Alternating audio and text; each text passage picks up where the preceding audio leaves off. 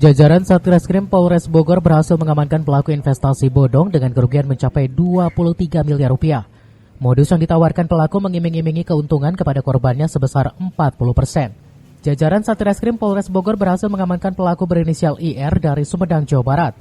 IR, seorang oknum guru di salah satu sekolah MI, merupakan pelaku investasi bodong yang dilakukan di daerah Desa Kiarasari, Kecamatan Sukajaya, Kabupaten Bogor. Dalam menjalankan aksinya, pelaku mengiming-imingi para korbannya yang berjumlah 837 nasabah ini akan diberikan keuntungan sebesar 40% tiap bulannya. Pada saat jatuh tempo bulan Januari kemarin, pelaku berdalih uangnya di bank sebesar 50 miliar belum dapat dicairkan. Selain itu, pelaku juga melakukan investasi bodong lainnya berupa arisan sembako di mana tiap korbannya yang berjumlah 100 orang menyetorkan uang kepada korban mulai dari 2 juta rupiah.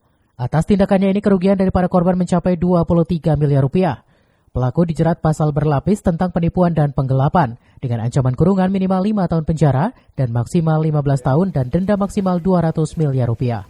Perkara penipuan atau penggelapan atau mengumpulkan dana nasabah dalam bentuk simpanan yang tanpa ada izin usaha dari Bank Indonesia ataupun OJK.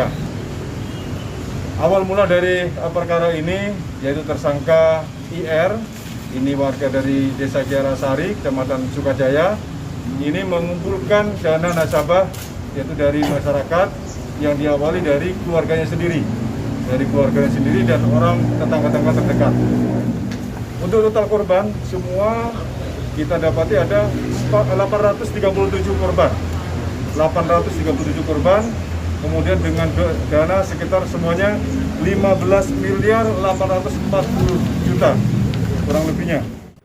Dari Cibinong, Kabupaten Bogor, Edi Junaidi melaporkan.